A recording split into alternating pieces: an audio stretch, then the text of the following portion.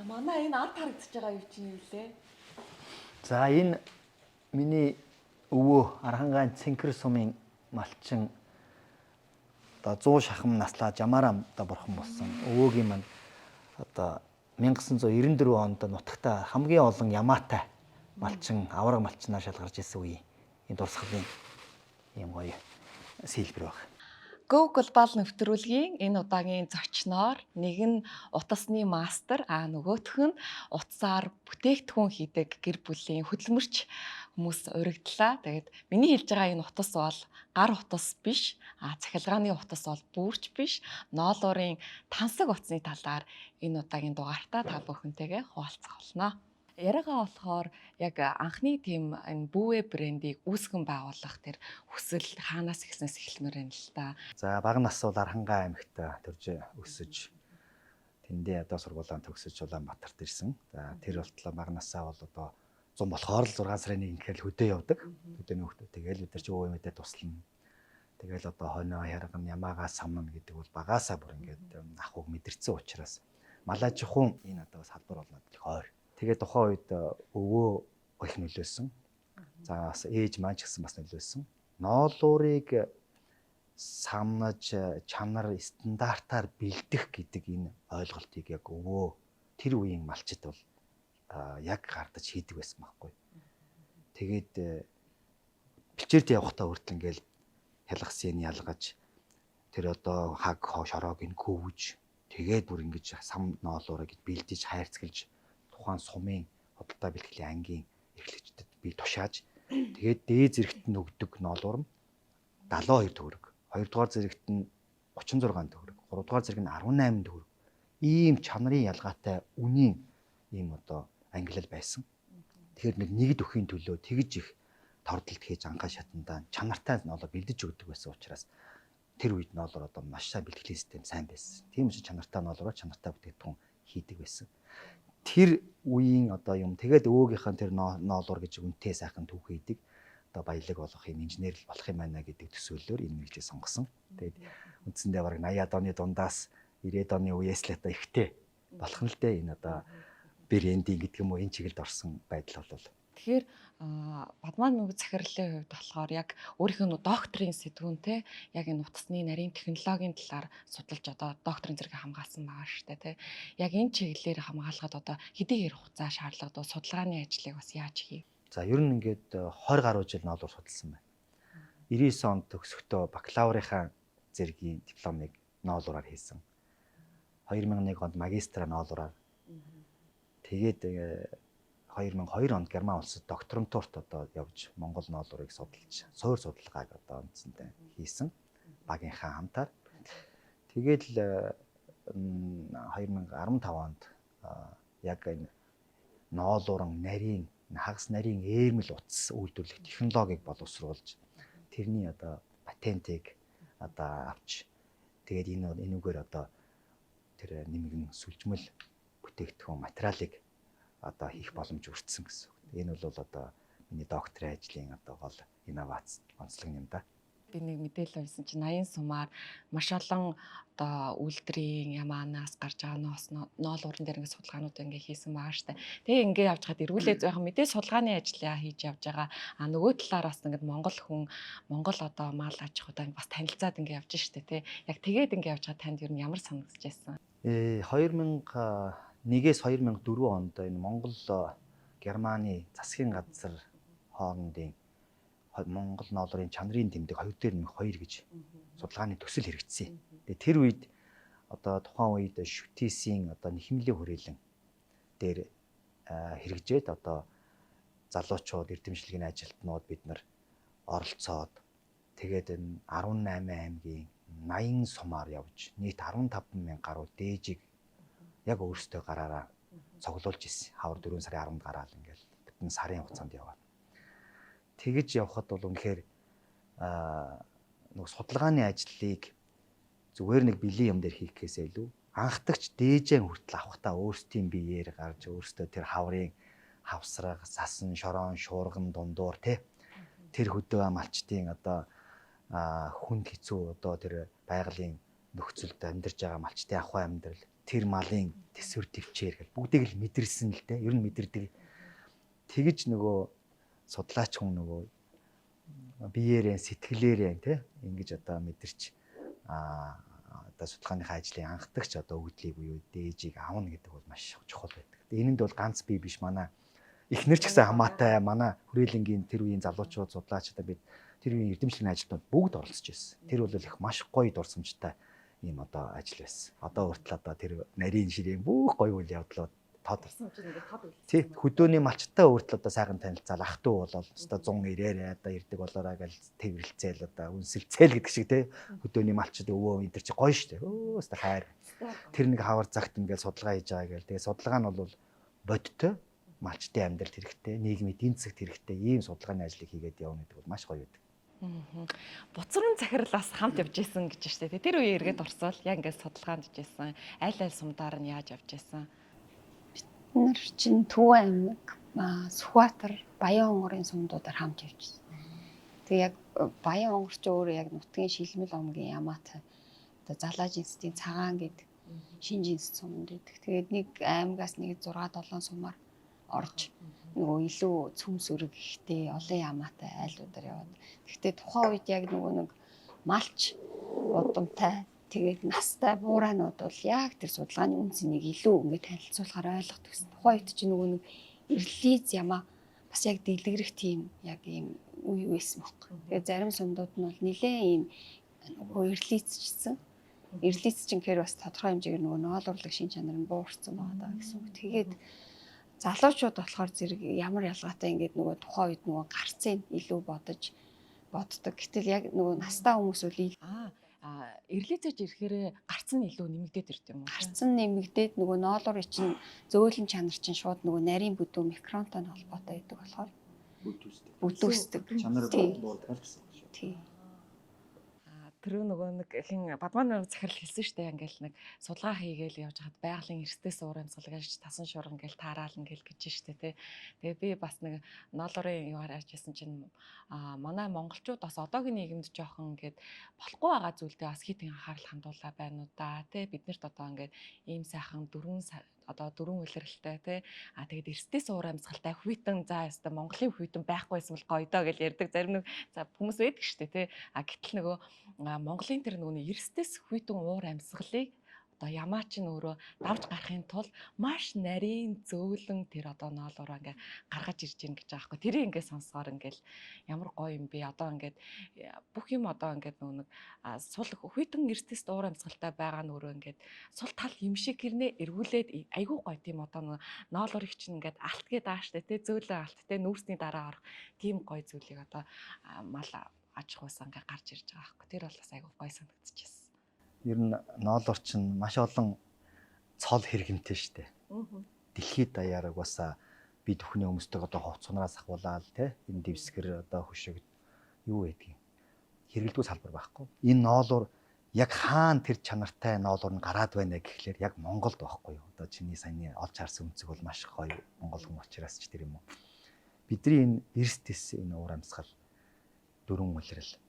За тэр дотор ялангуяа хаврын улирал те нэг улирал нэг өдөр дөрвөн улирлыг үзэж болдог те. Ингээд байгалийн ийм эрсдэс орчинд тасан зогцно гэдэг тэр хүм мал хоёулаа өөрөө тийм маш их тийм смарт систем л байгаа байхгүй юу? Одоо Францын, Италийн дарсыг бүгд мэднэ шүү дээ.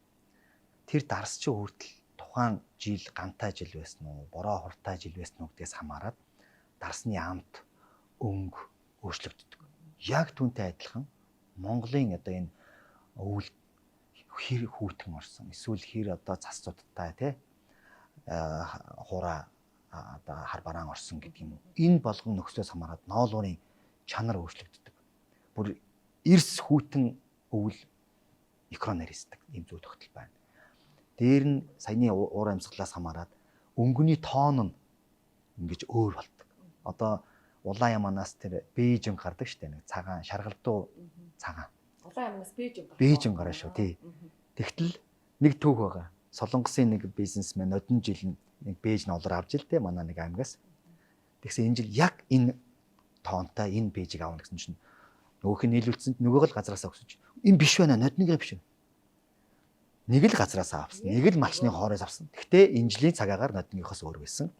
Энэ бол байгалийн феномен гэж одоо ярьж байгаа тийм байгалийн одоо онд сонин үзэгдэл байхгүй. Тэгэхээр өнөөдөр нэг л хэвийн кодтой будаг өнгөөр будсан кейс хэлээ. Байгалийн тэр давтагдчихгүй энэ өнгийг, энэ чанарыг үүсгэж яах гэдэг бол зүгээр гайхамшиг байхгүй. Энэ нь шүү дээ одоо ингээд түүхийн ноолоор за ингээд харахад энэ ингээд хялгаснууд байгаа даа. Тийм. Одоо энэ бол шүү дээ улаан ямааны ноолоор.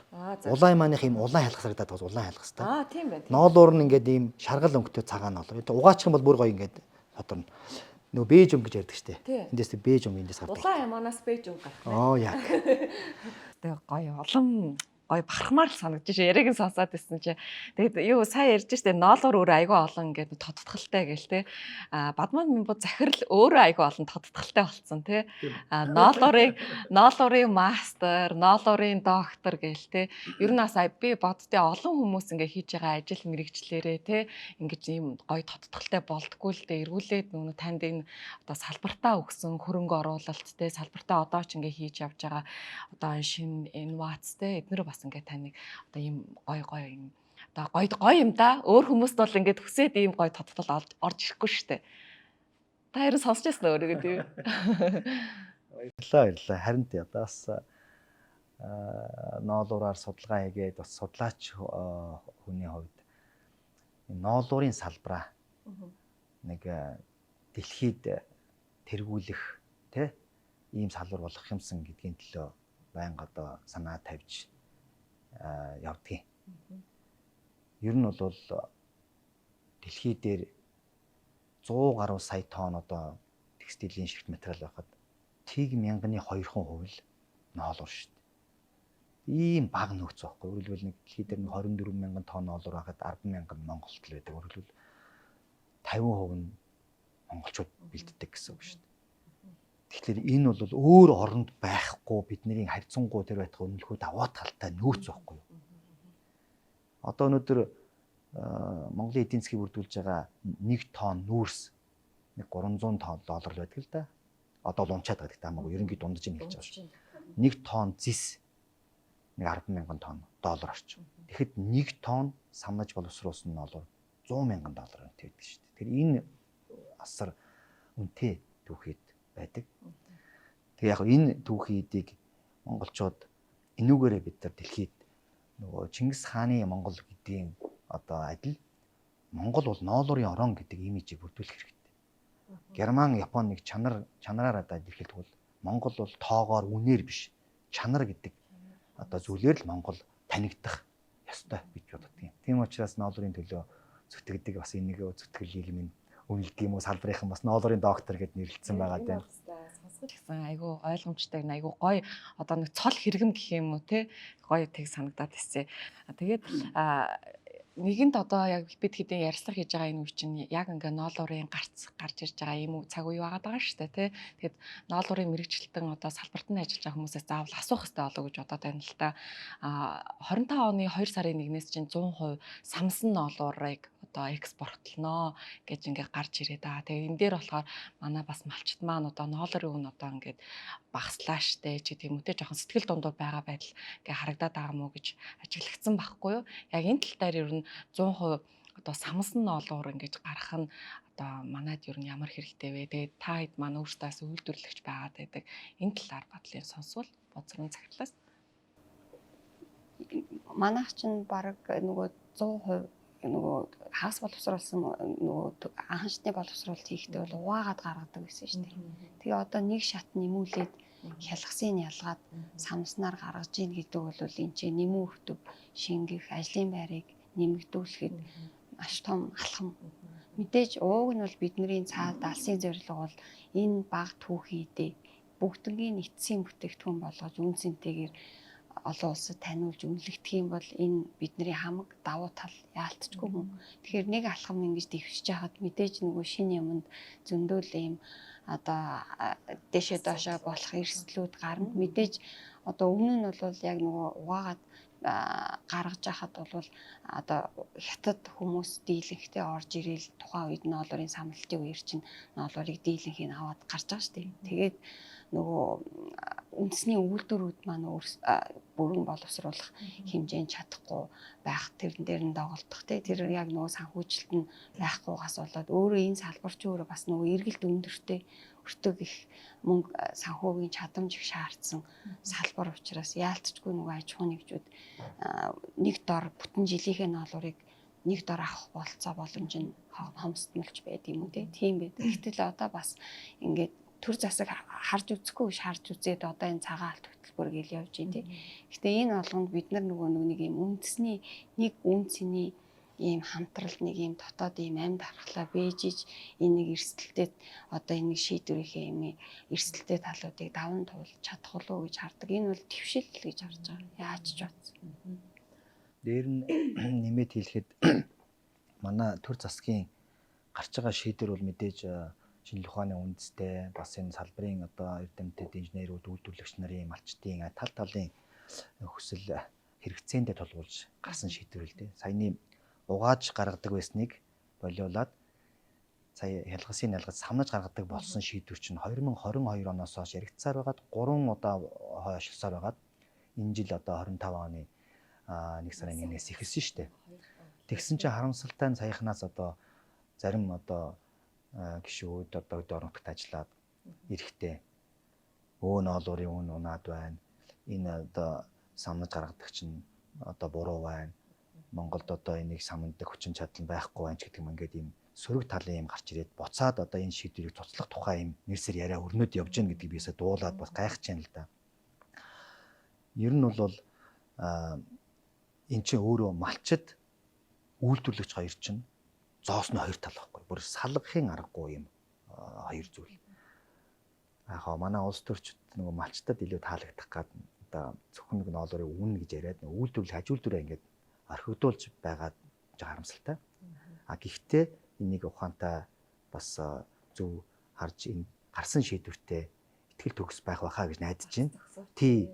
Тэгэхгүй бол энэ засгийн шийдвэрийг чинь дагаад энэ аж үйлдвэрлэгч нар чинь өчнөө хөрөнгө оруулаад өнөөдөр угаах болон хялгас ялгах хүчин чадал бүр нөөцөөсөө давцсан байхгүй 10,000 тонноосоо давцсан нөөц хүчин чадал суйрлагдсан энэ шийдвэрт бэлдээд тэгэхээр энийг цуцлах юм бол одоо энэ аж үйлдвэр дахиад ампуурхал юм эрсдэл байгаа. Тэгэхээр нөгөө 2090-ад оны дундуур чинь арьс шир чинь хоньны нэг ихтэл 10,000, хүрийн шир 30, 40, 50,000 хүрдэг байсан шүү дээ. Өнөөдөр одоо ингээд хог болоод хаягдж байгаа чинь энэ аж үйлдвэрээ дампууруулаад тухайн үед нөгөө тэгж их үнийг хөргөдөж хятад түг хийдэг авч Монголын үйлдвэрлэл авч чадхаан байснаас болоод үйлдвэр ингээд унтсан байхгүй.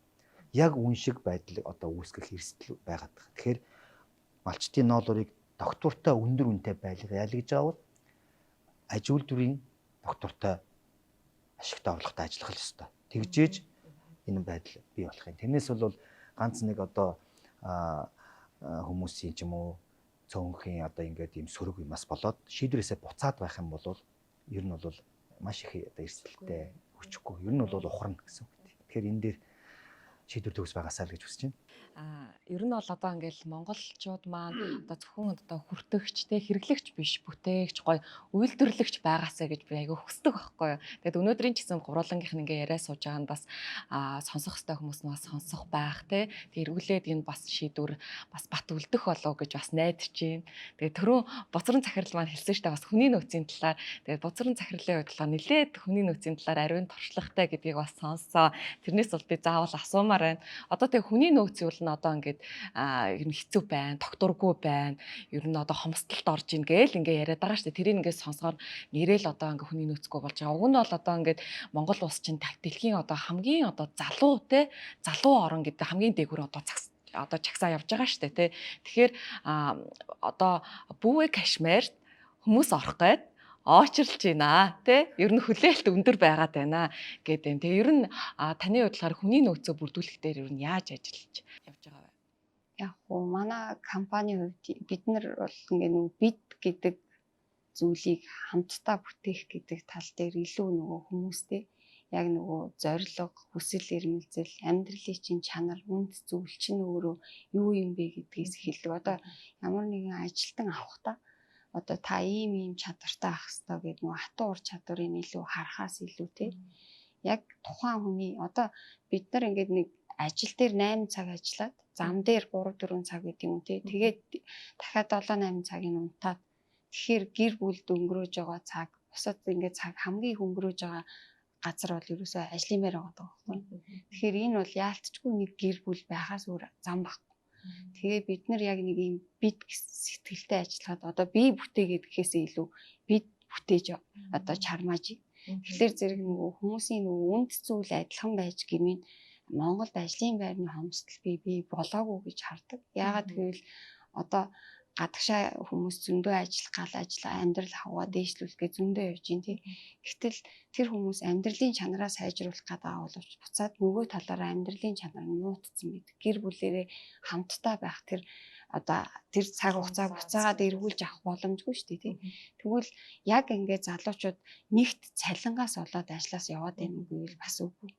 Үгүй нэгдүгээр хүчин зүйл нь бол яагаад ч биш байдгийг л. Тэгээд бид нар ингээ яг үнд зүйлээ нэгтгээд ирээд бид болоод ирэхийн цагт эн чинь миний юм манай компани гэдэг итгэл үнэмшил суугаад ирээд ингээд хамтдаа бүтээж байгаа. Бид нар энэ үнд зүйлийн нэг хэсгийн шүү гэдэг итгэл үнэмшилийг тэр соёл тогтож байгаа. Тэрийг бүтээхэд ингээ оролцоож байгаа гэдэг итгэл үнэмшил нь батчих тусмаа нэгээ дагуулад нөгөө очрлж ийн гэж хэлэх нь ч бас арай нөгөө юу яасан болох байлгүй тий. Зүгээр манай хүмүүс өөрсдөө ингээ бусдыг дагуулад идэх байхгүй. Манай одоо нэг сайхан мэдэрсэн мэдрэмж болгоно өөрсдөө хуваалцаад байдаг тий. Тэр чинь бол нөгөө бид байгаагийн л тэрнээс биш нөгөө буд сүрэн аюу мундаг ч гэдэг юм уу сайн одоо захирал гэдэг талаасаа ердөөсөө биш. Зүгээр ингээд нөгөө хүн болгонд миний нэг юм юу байгаад идэв хүмүүсийг ингээ удирдахад одоо шууд удирдлаганд ажиллаж байгаа хүмүүсийн нөгөө ер нь ямар ялгаатай хүн болгонд нэг юм сайн талууд байгаа шүү дээ. Хүн болгон өөрийнхөө хамгийн сайн хувилбар нь байх тэр боломжид миний үүрэг бол би дэмжиж туслах, чиглүүлэх гэсэн ийм гурван л үүрэг гүйцэтгэдэг. Тэрийг л одоо чармааж гүйцэтгэх гэж ингэж явдаг. Тэгэхээр зэрэг нөгөө хүмүүсийг нэг юм бүтээх ийм эрхчлөө орон зайг нь бас их тийм агаар сэлгэлт сайтай байлгах юм бол залуучууд дандаа ингээ нэг тэр энергийнхээ югаар татдаг. Бидний энэ текстилийн салбар ч өөрөө маш их дуу чимээтэй чигтэй орчин энэ төр байдаг. Тэгэхээр нөгөө ажлын байрнаас үүдэлтэй эрүүл мэндийн асуудлууд ч тулгарх юмуд байдаг. Суугаа ажлыг хийдэг, хараа шаарцсан ажил хийдэг гэдэг. Тэгвэл тэрийг буцаагаад бид нар мэржлээс шалтгааллах эрүүл мэндийн асуудалгүй байх боломж нь биднэрт юу байгаа юм гэвэл тэр соёлыг тогтоох тий. Одоо хараа их шаардсан бол буцаагаад ажлын байраа төр зур завсарлаа, дасгал хөдөлгөөнүүдэнд шаард тэрийг ингээд дандаа ингээд нөгөө дотроосоо бий болохыг чармаад гэхгүй. Одоо Бүүвэ брендийн нөгөө философч нь хайрлах уу, халамжлах уу, амьдрах уу философи гэдэг ба тий. Тэгтэл энэ зүгээр нэг 3 үг байгаасаа гэж хизээч боддгоо. За тэгээд ер нь сонсоход бол айгүй гоё ингээл дулаан сонсогдоод байна. Тэгээ өшөө гоё би ингээд ухаж ингээд асуумаар байна л да буцран цагтлаас. Тэр нөгөө нэг дасгал хөдөлгөөн ингээд яриад өнгөрсөн шүү дээ тий. Тэр дасгал хөдөлгөөн яаж хийж гин, ямар юм одоо хөвшүүлж явж гин танах.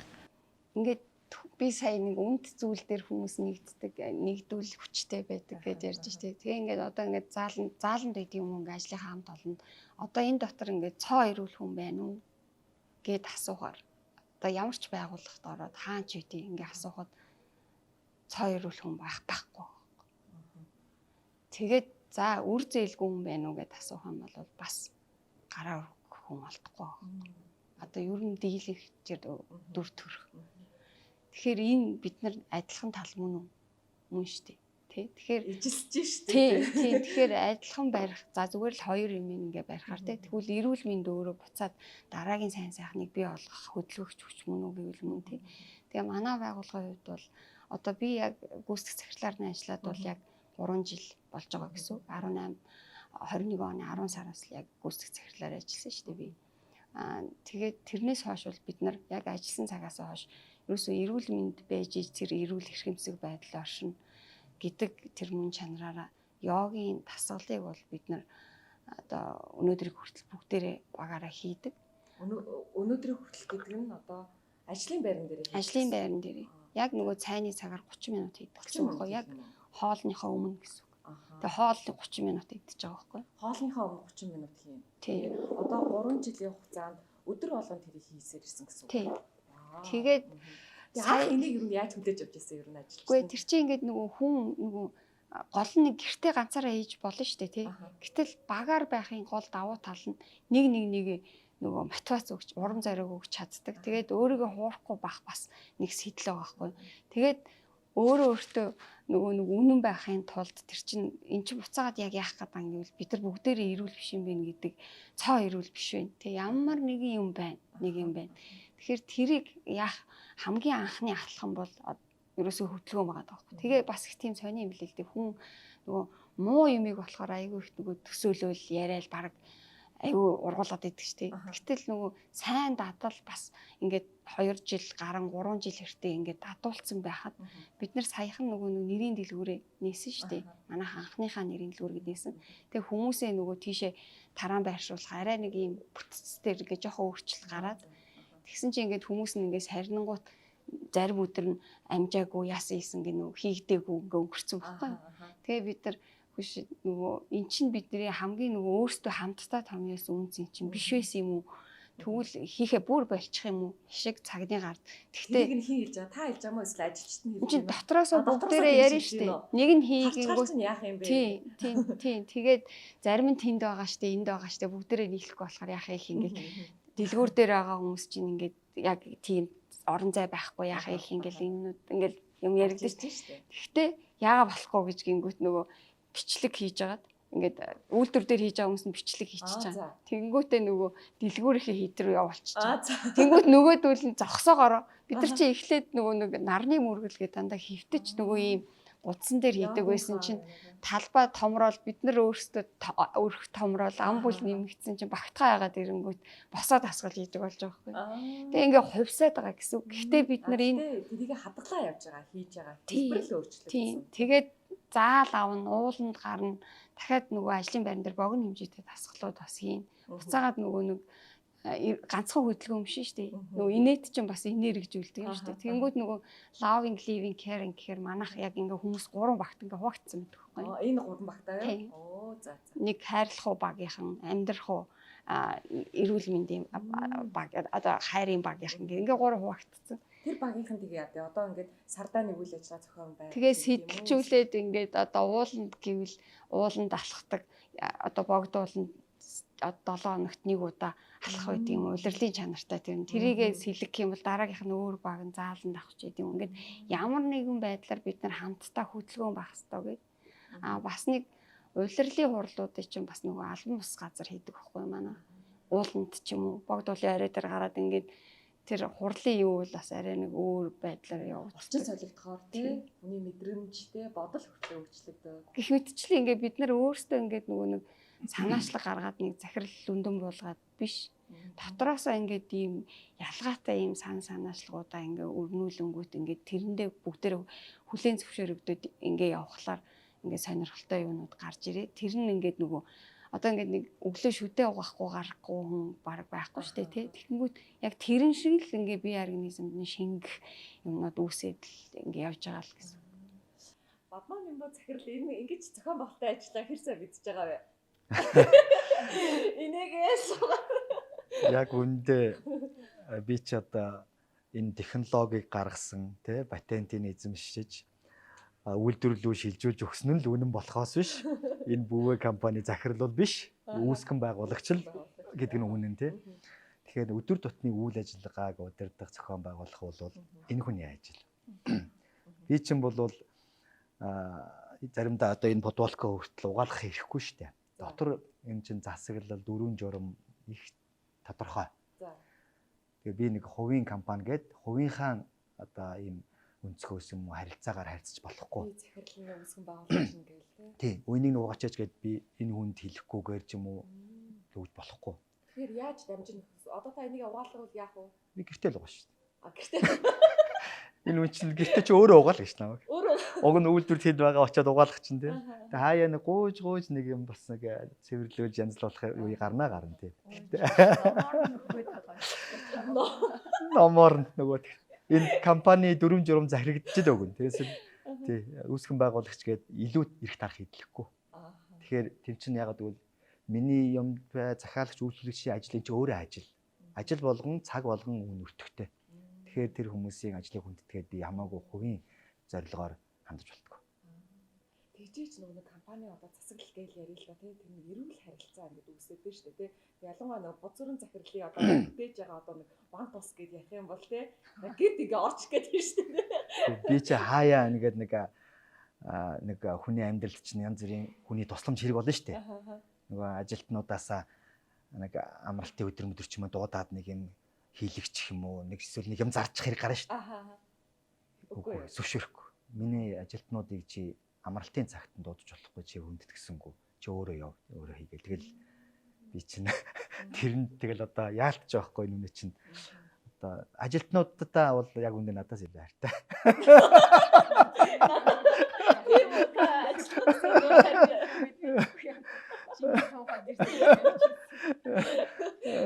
Гэтэ яг хаа хайр нь бол хайраар байлгүй яг хаа харилцаан дээр бол ажил бол ажил амьдрал бол амьдрал гэдэг заагтай надад ч яах та. Бизнес эрхэлж байгаа хүмүүст бас нэг ингээд гоё юм санаа авах үед юм уу тий одоо магадгүй энэ ярилцлагаас юм аваасаа гэсэн байдлаар орж байгаа гэж ойлгож байгаа шүү дээ тий. Тэгэхээр нөгөө гэр бүлийн засаглалтай компаниуд айгүй их байдаг шүү дээ тий. Тэгэхээр зэрэг нөгөө тэрний нэг мэдээ сайн талууд зөндөө байгаа. Гэхдээ муу тал нь юу юм гэхээр нөгөө байгууллага дотор хитрхи нөгөө нэг хамаатан садны харилцаа одоо ингэ байх юм бол зүгээр орж ирж байгаа хүнд айгүй ойлгомжгүй. Тэгээ ойлгомжгүй тэр хүний өсөж дэвжих тэр юм ингээд за тэр найз, тэр дүүн, тэр ах トゥ амраг садн тэгээ явчихдığım чинь гээд тэр хүний тэр бүтээлч байх сэтгүү дандаа ингээ хайрцагт оруулцдаг. Тэгээ буцаагаад нөгөө үннээрээ байх одоо нөгөө нэг хүмүүс ингээ хурал гэхээр ингээ цэмбэгээ ширээний ард суух тухай нэг тийм ойлголт байж болно. Нөгөө талаар буцаагаад нөгөө хурлаар илэрхийлэгддэггүй, гарч ирдэггүй цаана үлдсэн юмнууд зөндөө байдаг. Тэгвэл тэр бол дандаа албан бус байдлаар хүмүүсийн яг тэр дотоод мөн чанарын юмнууд илүү илэрхийлэгдэж гарах гэдэг байхгүй. Тэгээд ялангуяа нөгөө монгол хүмүүс ч аюух тийм хин нэгэнд нөгөө дийлэнх талдаа нөгөө нэгэндээ одоо муугаа үзүүлэхгүй ч гэдэг юм. За ингээд хилчмээр байгаа боловч за хэрүүл маргаан гаргаад явах би болдог ч гэдэг юм. Ингээд зайлигддаг тийм. Гэтэл тэрний хор уршгаар эн чинь уг нэг юм идэ дөнгөж үүсчихсэн бол тэрийг уг нь шахаад лент наагуулнаагаа идгээж явах хэрэгтэй. Гүндээ ингээ идээлсэн юм бол нөгөө тэр дээд одоо шууд удирдлагын хүнд хүрэхгүйгээр ингээд бүр ингээд гал асаад маш сайн нөгөө төлхөр ажилтнаа алдах. Одоо ажлын байрны өмсдөл гэдэг юм чинь маш олон шалтгаан байгаа шүү дээ тий. Гэтэл тэрний бас нэг шалтгаан тэр идээбэр яг цаг хугацаанд идэхгүйгээс үүдэлтэй юм зөндөө байдаг. Тэгээ ингээ юм харилцаатай холбоотой. Тэгэхээр зэрэг нөгөө хүн нөгөө ялгаатай болохоос биш энэ муу хүн сайн хүн гэдэг юм байхгүй байх тэрийг нэгтгэх юм ерөөсөө үн цэл баг гэдэг байхгүй. Тэгэхээр нөгөө гэр бүлийн соёлтой компаниуд бол нөгөө шийдвэр гаргалтанд дандаа гэр бүлийн хамаарлаас нөгөө засаглал гэхээсээ илүү дийлэнх тий гэж надад аюул анзаарагдаад байдаг тийм. Тийм тэгэхэд нөгөө шууд дээд удирдлага нь анзаараачгүй маш үнцэнтэй ажилтнууд нь ингээд орхио авсан байдаг байхгүй. Яг үнэндээ тийм нэг биш би жишээнүүдийг бас яг нэг бодтоор мэдэрчээсэн байна. Тэгээд энэ дээр бол бид нар цөөхүүлэн штэ Монгол хүмүүс цөөхүүлээ. Тэгэхээр бид нар нэг юм дотоод ийм нэг юм дархлаатай байх нөгөө байхал тэр юмнийг бол бид нар угаасаа баялаг нөөц түүхийдтэй газар нутаг дэлхийд гарах маш олон юм мал аж ахуйн гаралтай үн цэнтэй мал аж ахуй болон газар тариалангийн үн цэнтэй юм өгөгдөл нь бол байна штэ нөөц нь. Харин тэрийг юм болгох чинь хүмүүс эцтэй тий. Тэгвэл энэ хүмүүсийг яаж зөв байлгахгүй гэдгэд бол ерөөсөө л энэ үнд зүйлийн хамтрал нэгдэл гэж хараад байгаа. Тэгэхгүй нөгөө ингээд захирлууд нэг нэлээ өндөр дээр гарчаад ингээд тэд нар миний ажилтан гэдэг байдлаар хандах юм бол яг үүндээ бидний тэр алсын зорилго биелэхэд илүү л их бартаа туулах болов уу гэж хардсан шээ. Тэгвэл одоо ингэж штэ. Ер нь бол одоо ингээд бас эргүүлээд өөрсдийнхөө бизнесийг дагаад хүний мөнгөн хөрөнгө ингээл явж байгаа штэ тий. Эргүүлээд бас нөгөө нэг өөрийн одоо таньдаг хүн тий хамаатан эсвэл ах トゥ ингээд компанид орж ирснээр илүү нөгөө нэгтгэлтэй байдал төрдөг ч юм уу тий.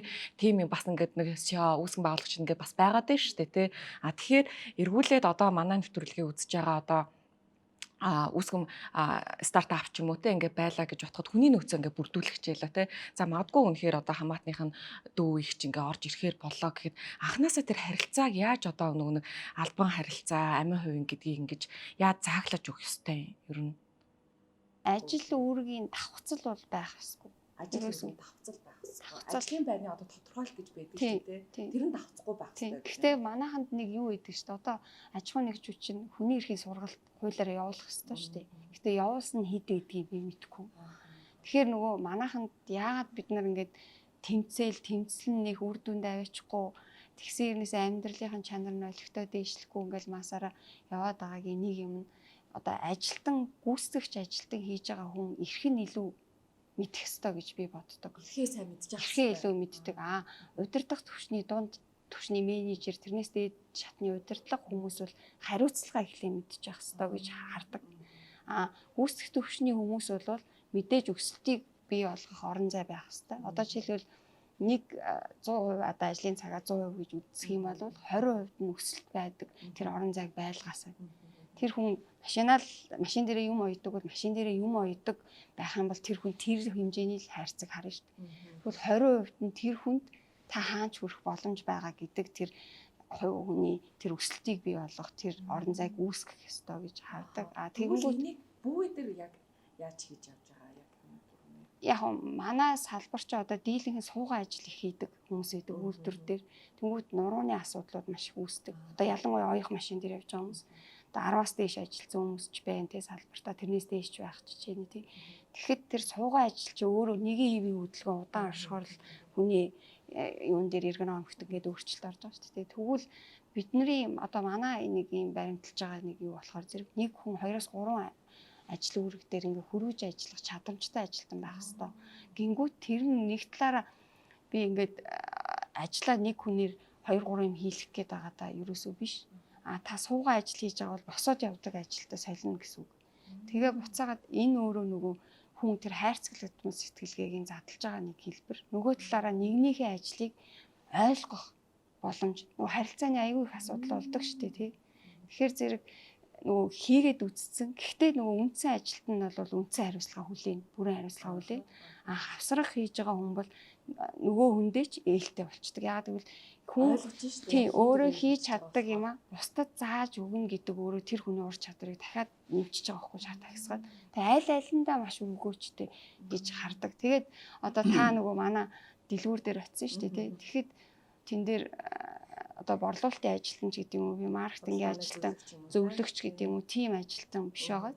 Гэхдээ яг мэдээж худалдааны зөвлөх аавна. Гэхдээ манайх нөгөө удааг байгаа шүү дээ тэнд ороод. Тэгэхээр манай үйлдвэрийн 6 хүн ээлжилж ажиллаж байгаа. Тэгэхээр тэр яаж байгаа гэхээр бидний хийсэн бүтээж байгаа хүмүүс нь бүтээгдэхүүнээ бусдад хэрэглэгчд нь хүргэх гэж зогсож байгаа байхгүй. Тэгэхээр одоо чанарын менежер бол яг хэрэглэгчдэр асуудалтай юм юу үүсэж ийн гэдэг нэг талаараа өөрийнхөө үндсэн ажилтай холбоотой алтан оноогоо яг хүрэх гээд байгаа хэрэглэгчдэрээ харах гэдэг гэсэн үг. Нөгөө талаараа эн чинь нөгөө баг чанарын менежер бол тодорхой түвшний хүмүүс удирдах байгаа шүү дээ. Тэгэхээр тэр хүмүүстэй удирдахад би хэрэглэгч чинь бас янз бүрийн одоо хэм маягтай ялгаатай хэрэглэгчд орж ирнэ. Тэр хүмүүстэй би яаж зөв харьцахад тэр харилцааны чадамж нь сайжрах. Тэгээд дахиад өөрийнхөө бие авч чадах чадвар гэдэг юм тий. Ингээ маш олон талаар ингээ үйлдэл дээр дадал болгох тийм агцуд байдаг гэж харж байгаа. Энийг тэгэхээр нөгөө нэг 80-20-ын зарчим гэдэг шиг тийм гэж бараг ойлгож болох уу ер нь одоо ингээд үнцэн ажиллаа ер нь 80% хий тэгээ үлдсэндээ одоо тий. Яг гүйцэтгэх түвшний ажилтан бол 80-20. Тэгээд дунд түвшний менежер болоод ирэхээр тэр хувь нь нөгөө өсөлтийн ажлынх нь цаг нь өндөр болоо, хувь нь өндөр болоод 40 40 60 гэдэг юм уу. Тий 40 60 70 30 50 50 гэд явна. Одоо минийх дээд түвшний удирдлага бол эсэргээр нь шүү дээ 20% нь гүйцэтгэлийн ажил 80% нь өсөлт рүү зарцуулж иж алсын хараатай юм явна шүү дээ тий. Номороо тий тэр тэгжиж би зүв байх юм байна л гэж хараад одоо тэгээ тэрийгэ буцаагаад би зүв байх юм гэж бодох нэг өөр хэрэгтэй. Гэтэл нөгөө хөвшмөл хийм маягаар гүйцэтгэл хийгээд норм хийгээд сурцсан ажилч чинь яг тэр комфорт зоноосоо гарахад бас нэлийн хэцүү шүү дээ. Тэгэхэд тэрэн дээр юу хамгийн сайн хөшүүрэг болох вэ гэдэг дээр яг ийм багийн тоглох ерөөсөө бид гэдэг үнцэн. Чи энийг чадахгүй байж болно. Гэхдээ чиний хийдэг ажил дээр би чадахгүй байхгүй. Би даам тийм босс байж чадахгүй байхгүй. Тэгэхээр манай бүх ажилтнууд өөрийнхөө үүрэг хариуцлагатай үндсэн ажил дээр бол босс байгаасаа гэдэг юмны төлөө ажиллаж байгаа гэсэн.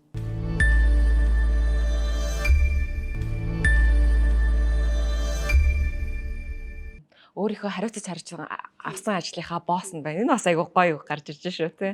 Би ихтэй бас ингэж бодоод байгаа байхгүй. Манай хүн чинь би бол салбартаа 6 жил орчим ажиллаж байгаа. Өөр салбар руу бизнес хийжсэн шүү дээ. Таны мэрэгч чинь болохоор би яг Тэр адилхан текстилийн инженер, адилхан мэрэгжлийн хувьд адилхан. Текстайл инженер, текстил инженер. Тэгээ өөр салбарт орж ажиллаж байгаа. Тэгээд сүүл мэрэгчлэр орж ирсэн. Тийм. Буцаад орж ирсэн байхгүй. Тэгээ манай хүн чинь бол ерөөсөө сурганы төрлийн багш шүү дээ. 20 хэдэн жил багш хийсэн хүн. Нөгөө захирал гээд агууд яг энэ яг бусад бизнесийн өмнө захирал байж болно. Гэхдээ яг нөгөө багш хүн тэгээд одоо нэг яг салбартаа бодлогын чанартай үйл ажиллагаанд илүү далаацтай ингээд өөрийнхөө үйл ажиллагааг ингээд чиглүүлээд яваад байгаа. Тэгээ нэгэнт боловсролын салбарын хүн учраас манай салбарт нөгөө хүний нөөц дутмагшил гэдэг бит хоёрын нэг гэр бүлийн нэг давуу тал нь богино дамжлагаар мэдээлэл солилцоод байна шүү дээ. Одоо их сургуулаас ирсэн мэрэгчлэлтэнгүүд чинь намайг төгсөж явах үед ямар байлаа? Одоо оюутнууд ямар байна гингүүд коллежийнхэн ч манай дээр ирж байж чинь, дээд сургуулийнхэн ч байж чинь. Тэгвэл дээд сургуулийн хүүхдүүд чи иймэр гологдоод байна. Бид нар яг удирдахч бэлдээд байгаа мó, гүйцэтгэлийн ажилтан бэлдээд байгаа мó. Та тийг шаардлага тавьж байна. Тий, тэгжээр гэсэн үг байхгүй. Тэр давуу тал нь тэр гэсэн үг байхгүй. Тэгэхэд үйлдвэрлэгч нарт ингээд асар их нөгөө ажлын байрны эрэлт байгаад байгаа боловч бид нар нөгөө хангаж одоо чадахгүй байна. Одоо нөгөө элсэгч нар ингээд харьцангуй цөөрөөд залуучууд ч одоо яг үгдэн IT гээл одоо архитектор юм уу те ингээд барилга ч юм уу ингээд нэг юм цөөн хэд эсвэл тэгээд дийлэнх нь нөгөө менежменттэй бизнесийн удирдлага, хууль эрх зүй гэдэг ингээд эдийн засаг гэдэг нэг юм. Тэгээ энэ байгалийн ухааны салбар ялангуяа инженер чиглэлийн одоо оюутнуудыг бүр бодлогоор Монгол улс олноор бэлтгэхгүй бол цаашдаа хөгжлийн асуудал яриад бол нэмэргүй болно. Тэгэхээр энэ инженерүүдийг бэлтжиж энэ аж үйлдвэр сэргэн. Сая нэг тоо байгаа шүү дээ. Өнгөрсөн 5 жил 55 мянган одоо дээд боловсролтой мэрэгчдэн Монгол улс бэлдсэний 38 мянган дандаа нийгмийн чиглэл. Нийгмийн чиглэл. За нэг 14 мянган нэг байгалийн ухааны инженерийн чиглэл байгаа байхгүй. Тэгтэл цаана маш их одоо энэ аж үйлдвэрийн салбар дээр инженерүүд хэрэгцээ байгаа гэж нарийн мэрэгжил тий. Энэ нарийн мэрэгжлүүд одоо ингээд хэрэгцээтэй байгаад байгаа. Тий. Тэгэхээр энэ залуучуудыг энэ одоо нөгөө менеж их оронч гэдэг байгаа бол яг үүндээ их оронч одоо их орондоо хайртай юм бол энэ их орны нөгөө бусад оронд байхгүй энэ бүр гайхалтай ховор нөөцийг баялаг болгох энэ нөөц түүхийдийг баялаг болгодог инженерүүд олноор бий болж ингээд энэ аж үйлдвэрийн салбар сэргэжээж энэ бүх одоо эдийн засгийн асуудал бол шийдэгдэх. За одоо ингээл Бүүвэ брендийн логотой дотор нь гой нарийн нандин юмнууд байгаа тий. Тэр энэ нэр ер нь ямар учиртай вэ? Нэр бол их утга учиртай бодож ил гаргаж ирсэн нэр байгаа хта. Тийм. Бүүвэ. Ер нь манай том хүүг хам бүүвэ гэдэг. Тэгээд манай хүү чинь нөгөө бага бахта дүүнэртээ ингээд зураг зурж өгнө. Ингээ хайчилбар ингээд янз бүрийн нааж ураад юм зурхаараа булан дээр нэг бүүвэ гэдэг нэг юм бүсгнүүдийн бичдэг байсан байхгүй. Тэгээ би том болж байгаад ийм брэндтэй болно гэж нэг тэгдэг байсан юм. Нөгөө зурагтны сойны гэдэг шиг тэр зурагт хингүүтэй бүүвэ гэж тавьчихдаг байсан. Манай компани ч 18 онд байгуулагдсан. Тэгээд 18-аас 21 он хүртэл бол манай хүн туршилтын бүтээгдэхүүнүүд хийгээл би бол нэг их юм оролцоотой гэхээс илүү оролцоо байхгүйсэн надад. Тэгээд Бүүвэ Кашмир гэдэг манай компани нэр чинь Бүүвэ Кашмир хийхийг тааш. Тэгээ брэнд нэр Бүүвэ болсон ерөөсөө хайраас ихтэй. Тийм ч учраас нөгөө брендийн философи хайрлах уу, халамжлах уу, амьдрах уу гэд Монгол ахуйн философийг шингээгээд байгаа гэж байгаа. Брендийн дуу хоолойч өөрөө нэг одоо 4 том үгний нэг үг нь хайр гэсэн үг байж байгаа. Тэгэхээр хайр бол үнэн байх ёстой гэл ингээл хайраас улбаатай янз бүрийн томьёолууд гарна. Тэгэхээр нөгөө магадгүй хүмүүс Бүүвэ гэхээр ихийн хайр гэж бодно. Тэнгүүтээ нөгөө аялгау бодогдсон те Бүүвэ гэд бүүэ гэх те аливаа зүйлийг хийхдээ та бүүэ гэх те зөв зүйл хийж байгаа бол гэдэг. Тэгэхээр тэр Бүүвэ өөрөө ингээ хайрыг илэрхийлж байгаа ингээ уян зөөлөн гингүүт тэр Бүүвэ гэдэг хайрын мэдрэмжээр бид нар бүтээгдэхүүний танд яг тэр ихийн хайр байвал ихийн хайр, найз нөхдийн хайр бол тэр хайрыг бүтээгдэхүүнээрээ дамжуулаад хүмүүст хүргэх. Ноолурч өөрөө нөгөө юм амьд ширхт гэж үздэг. Тэгээ энэ амьд ширхтийг бид нар тэр энергийн нэмийг алдагдуулахгүйгээр хайраа шингээж одоо бүтээж явахдаа уурлаж ундууцаад нуудалцаад авах тийм юм байхгүйгээр бид нар хүргэж байгаа гэдэг концепт дотор нь явж байгаа. Ерөөсөө тэр хайр гэдэг бол маш том өргөн агуулга шүү дээ тийм. Хайртай л холбож болно. Тэр үүслээрээ л ийм нэртэй байгаа. Бүүвэ бол ерөөсөө л хайрын хүч. Одоо ямар сандаа бизнес хүртэл хайр юм биш үү гэж одоо дүгнэхэд хүртэл хүрээд байна шүү дээ тий. Ер нь бол одоо бизнес ч гэсэн ингээд өрсөлдөж хөгжихээс илүү өгч хөгжих тий гэдэг энэ философи сүүлийн үед хүчээ авч шүү дээ. Тэгэхээр энэ бол хайр гэдэг бол өөрөө ямар нэгэн нөхцөлгүйгээр бусдад өгдөг, дамжуулдаг, тэр хэмжээгээр бусдаас авдаг ийм агуу хүч. Тэгэхээр бүүвэ гэдэг нэр бол ийм агуулгатай нэр юм аа.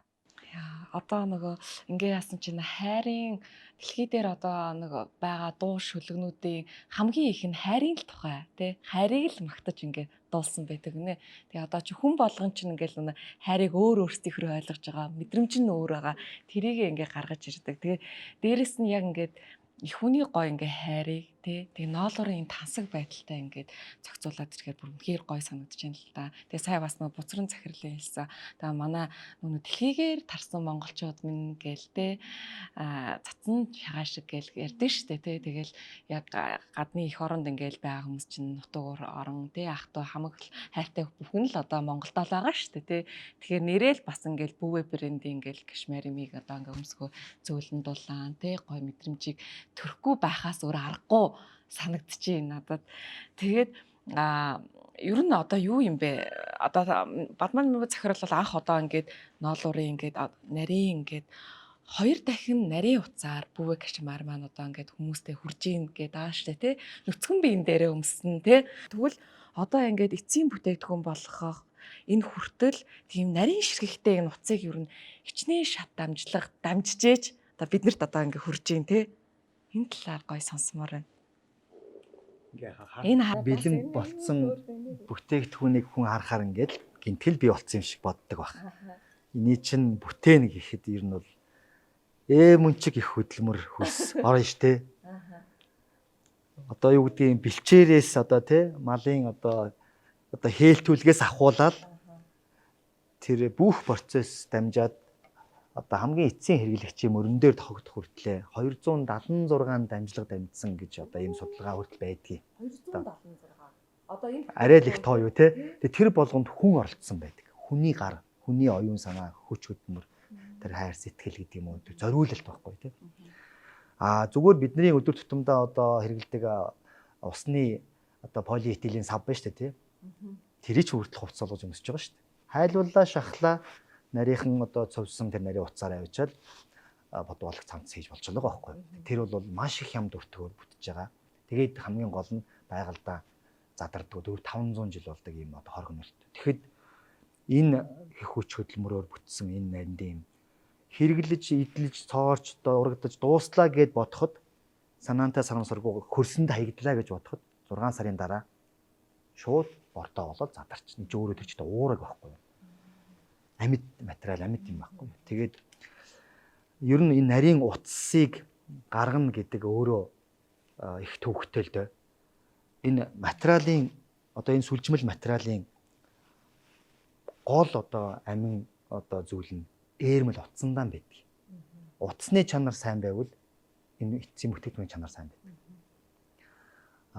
Утасны чанарыг сайн байлгахын тулд тэр бэлдэж байгаа ноолуурын чанар сайн байх хэрэгтэй. Нөгөө л малчтын гар дээрээс чанартай сайн бэлдсэн ноолуур чинь үйлдвэрлэлийн өртгийг бууруулад чанартай сайн одоо түүхийд бий болдог. Энэ судлаачд бидний зорилго ерөөсөө асуудал юу вэ? Асуудлыг шийдэл гэдэг энэ сонголт чинь судалгаа байхгүй. Эрдэм шинжилгээний ажил. Тэгээд ноолуурын одоо хэрэглэдэг хэрэглэгчдийн маш олон одоо санал сэтгэлүүд байдаг л да. Цагаад авчи. Ноолуур гоё мөртлөө ингээд хитрхи зузаадаад хүзүү хөшөөргөд байдаг гэдэг нэг проблем байна. Нөгөө бүрзийж бөөгнөрөх гэдэг хүмүүс ярьдаг те. Гэхдээ хүмүүс бүрзийж бөөгнөрөхөөс бөөсдөх гэж яриад байдаг юм аа. Энэ нэлэх буруу юм шүү те. Ер нь бол бөөсдөх гэдэг үгийг ер нь амныхаа энэ ярианасаа хасаараа гэж би бас зөвлөе. Бөөс гэдэг чинь эвгүй үг шүү дээ. Гэхдээ магадгүй нэг хариуцлагагүй гэдэг юм уу жоохон нэг хариуцлагагүй орчуулга хийгээд нэг орчуулагч. Мэргэжлийн бос хүн бөөс гэдгээр нь аваачаад орчуулчвал хүүе Монгол ноолуур чи бөөсдөг юм байна гэдэг хүнд гадаадын хүний чихэнд очивол тийхэн магадaltaй байхгүй юу? Маш анхааралтай. Хүний энэ оновчтой нэр томьёо гэдэг их чухал шүү. Тэгэхээр энэ бол бөөс гэдэг манайхан амьд тэр одоо бохрын бөөс гэдгээрээ биш нөгөө бөөгнөрөх бөмбөлөг болохыг л хэлээд байгаа шүү дээ. Тэгтлээ энэ тийм эрсдэлтэй байхгүй юу? Тэгэхээр их зөв хэлэхэд ер нь бол бөөгнөрөх, бүрзих гэж л ярина. Англиар бол peeling гэдэг үг гэдэг юм. Би ч гэсэн ер нь өөрөө тэгж ярьчаад байдаг байхгүй. Тэгвэл би бас одоо заснаа. Тий. Бүрзиж бөөгнөрөх л гэж байна. Тий. Одоо үйлчлэгээ одоо авахта цэвэрлүүлэхдээ за бүрзийчлээ гэж юм. Тий, бүрзийчлээ. Тэгвэл ойлгогдно. Тий. Тэгээд энэ нарийн утас чинь нөгөө одоо яагаад бүрзихгүй байна вэ гэхээр технологид байгаа. Энгийн бидний мэддэг одоо үйл өмсдөг зузаан ноолуурын сүлжмэлийг хийдэг утас. Арай богино дамжлагаар нөгөө бүрэн гүйцэд одоо самнаж шулуутгалгүйгээр одоо цовмол болгоод утас болоод ирчдэг байхгүй. Угаасаа технологи нь тийм онцлог юм. Тэр нөгөө гадаргуу нөгөө үсрэхэг ингээд болоод ирэхээр одоо үрэлтэнд тэр нөгөө сул өснүүд чинь хоорондоо ингээд ширэлдэж бөгнөрөөд тэр бөмбөлгийг үүсгэж байгаа байхгүй. Энэ технологи одоо харахаар ингээд өслөг багтаагаад байгаас харахаар нэг коттон чим шиг те ингээд нэг тэгэхээр энэ нөгөө маш олон дамжлагаар ингэж нөгөө ус самж байгаа юм шиг ингэж самнаад ширхтүүдийг параллел шулуун болгож жагаад тэгж байгаа тэрний эцэст дээрмэл утас ингээд эрчлээд уцуулгач байгаа учраас илүү сайн нөгөө ширхтүүд параллел болохоор даацанд ч хүртэл нөгөө ачаагаа тэнцүү хувааж даац сайн болж байна.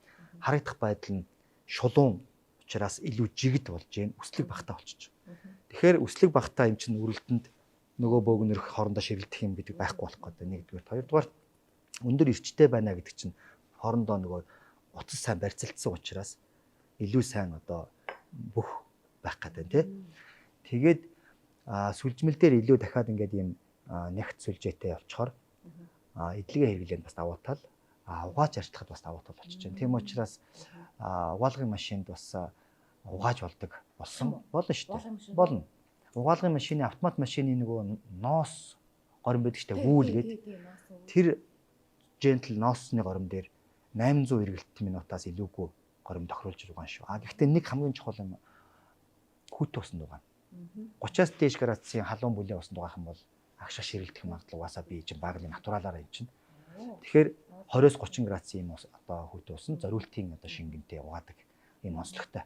Тэгэхээр саяны нэг 3 проблемыг шийдсэн гэдгээрээ бас одоо технологи юм.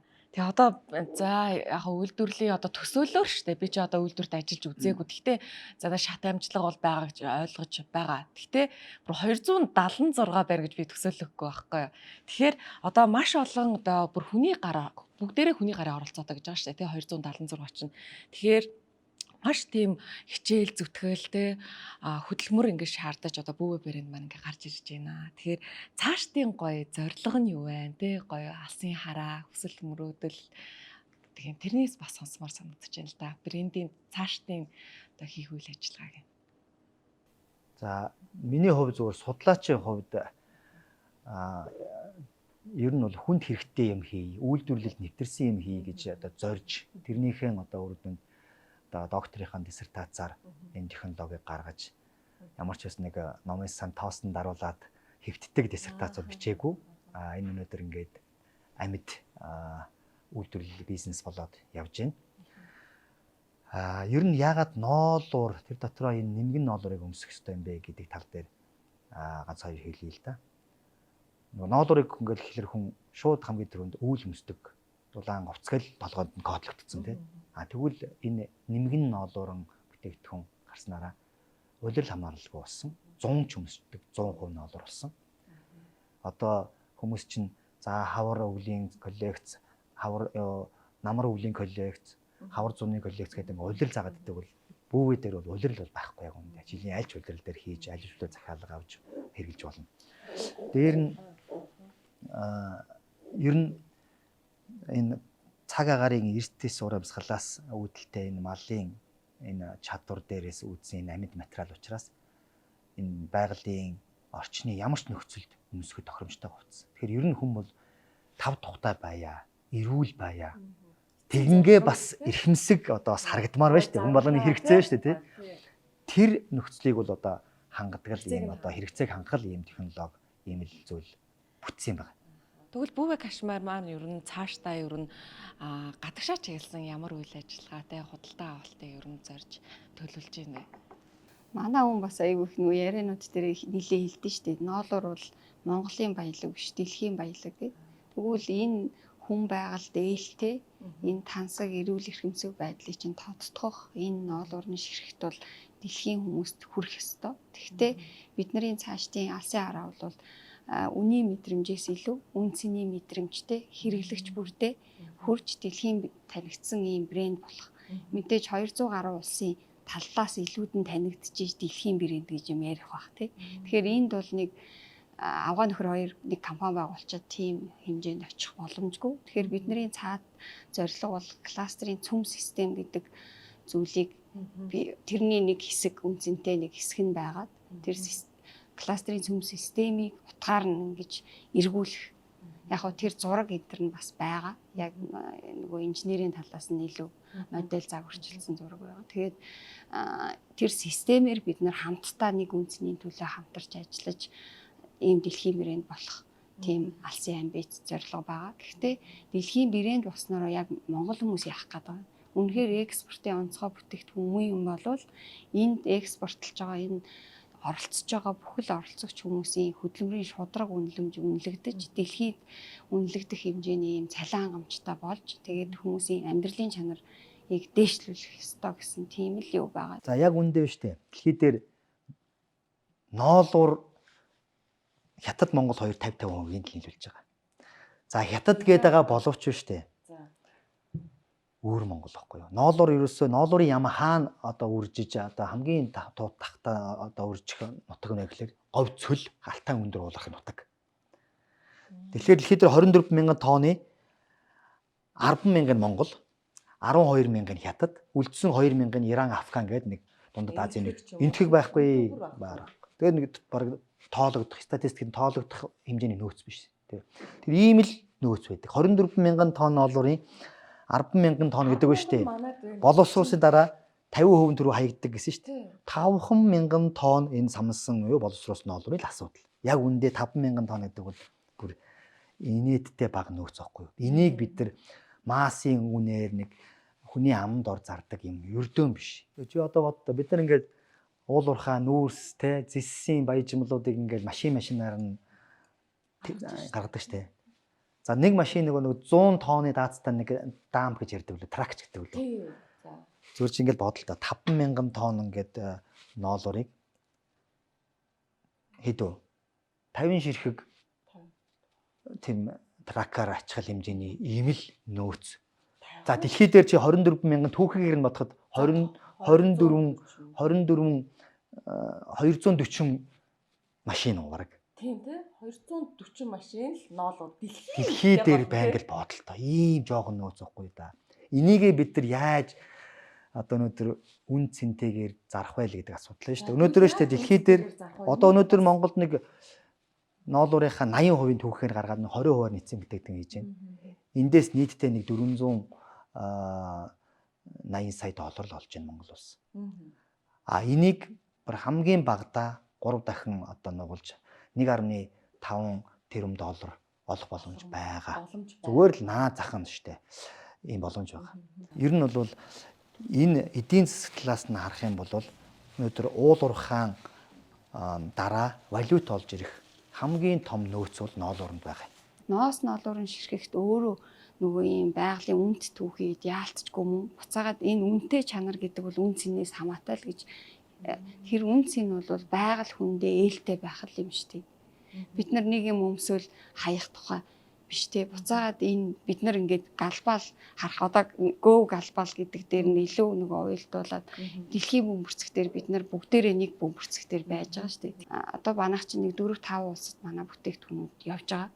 Тэгэхээр тэр улс олгоны нөгөө онцлог яг бидний саяны нөгөө нэг би өмнөх нөгөө хэлжсэн шүү дээ эрүүл байна уу дахиад санхүүгийн ямар байдалтай байна гэдэг нэг юм адилхан асуудлууд дээр төвлөрлөө шүү дээ.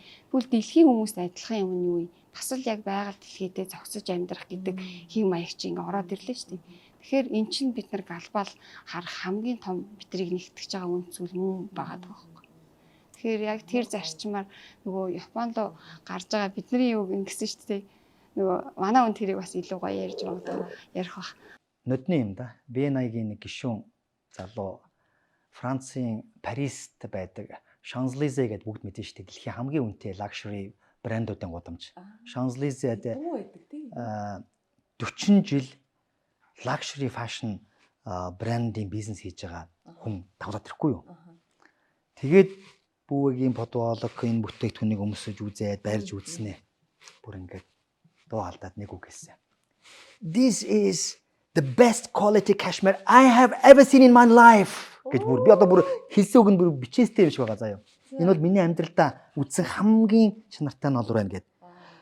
Тэгээд тэр үгийг тэр хөндлөнгийн хүнээс тэгээд бүр яг luxury энэ хувцсын загварын ертөнцид одоо 40 жил бизнесийн эксперт хүнээс ийм үг сонсно гэдэг үг зүгээр ингээд шок гайхах, ичих, баярлах ингээд бүх юм давхцсан. Гэтэ эндээс энэ хүн биднийг ингэж үнэлж яхад бид нар өөртөө голж болохгүй байна. Тэгээ монголчууд бол одоо манай ноолуурын салбарынхан ноосонд бүсөө бүгд нь штэ. Хийж чадж байгаа үндэ бил чадж байгаа гэдэгт итгэх хэрэгтэй. Толгоонд кодлох хэрэгтэй өөрсдөө. Одоо ингээд манай Монголын ноолур үүдүүд ингээд үүдүүлээ экспортлоод байна гэдэг байгаа штэ. Яг үндэ өөртөө брэнд дээр гардаг штэ. Дандаа гадны брендийн лого тавиад захиалгаар л юм байдаг. Нөгөөх нь нөгөө грамм сент гэдэг нөгөө үнэлгээгээр хамгийн хямд массын үнэлгээгээр шахагдсаар байгаа л тэр үнд нь хийгээл нэг юм явж байгаа. Энэ бол яг үндэ бол бидний зорилго биш, зорилт биш. Тэгэхээр надад зөв бас нэг баяртай санагдчихж байгаа зүйл нь юу юм гэхээр одоо ингээд таны хувьд болохоор яг академик бас салбарт нь байна уу байна тий бас бизнесийн одоо яг нэг гал үедээ ороод гал руу ороод гэдэг шиг тий яг бизнестэй ингээд хослуулаад ингээд байгаа болохоор бүгдлээ ингээд нэг гүр болж ингээд чадаад байгаа юм болоо гэж би хараад байгаа байхгүй. Тэгэхээр эргүүлээд нэг ийм асуулт гарч ирж байна л да. Эх оронч байх тухай. Тий. Эх оронч гэдэг зүйл за Монгол хүн гэдэг хүн бид нар бол бүгдээрээ л ингээд мэдчихэж байгаа шүү дээ. Гэхдээ яг нэг эх оронч байна. Тий. Эх оронч гэдэг тэр сэтгэл ер нь хизээ бий болтгийн. Эх оронч гэдэг чинь нь штэ. Нэг тийм урай лоозон тунхаг маягийн юм ердөө биш.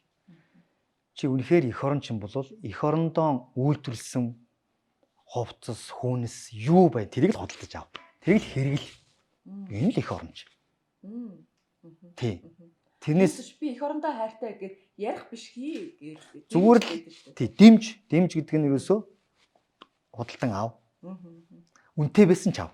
Ноолуурыг одоо хөвөн шиг юм уу синтетик шиг ч юм уу өмссөн болгонд уваадаг хувцас биш. Энд чи өөрөө нөгөө үнэрийг блок болдог, антибактери, бактери эсрэг үүсдэг. Норхоороо дулаан ялгаруулдаг. Гал дэсвэртэй өөрөлдвөл ноолуурын хувцастай явж байхад янз бүрийн галын аваар тохиолдоход ер нь чамайг амьд үлдээх магадaltaй материал ноолуур. Яг тэгвэл хөвөн дэлгэрч чаддаг. Синтетик хайлаад ингээ арьсандээ наалддаг. Ноос ноолуур бол галын дүл авбал уугаад унтарчдаг.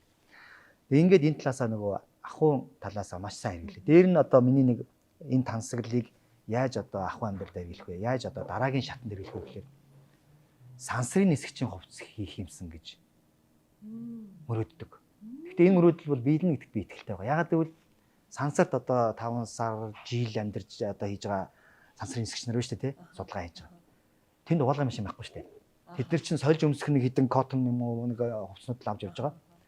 Тэгэхэд тэрэнд яг нэмгэн ноолууртай байх юм бол нэгдүгээр олон давхар хувцас өмсөж хөдөлгөөн хорихгүй тэр олон нарийн. Хоёрдугаар энийг өмсөөл гадуур нь тэр дуулга юм өмсөлтэй тий.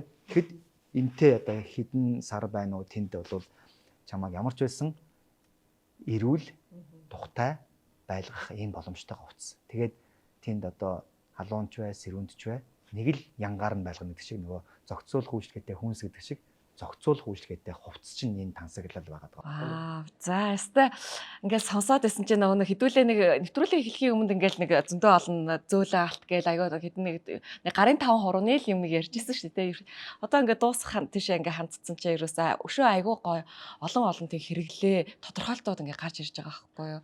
Тэгэхээр сүүлийн тэр сансрын нисгэгчийн хувцс гээд магадгүй одоо ингээд би та хоёртойгоо ингээ ярилцаагүй байсан бол за ноолуураар сансрын нисгэгчийн хувцс ингээ за мөрөөдөл ч юм уу те айгуу хол юм шиг ингээ санагдах байлаа л да. Тэгэд эргүүлээд ингээд салбарын хүмүүстэй ингээ ярилцаад ингээ энэ боломжтой юм шиг санагдчихэ. Тэгээ та хоёрынхоо бас цаашдын бүвэ кашмараар дамжуулж олон бас гоё бүтээлүүдийг цааш нь дэлхийн олон хүмүүст хүргээсэй. Энэ одоо бүвэ кашмараар дамжуулж олон хүмүүст энэ хайр гэдэг зүйлийг те цааш нь түгээсэй гэж хүсэн өрөөж байна. За баярлалаа. Та нарын ажилд бас амжилт. За баярлалаа. За баярлалаа.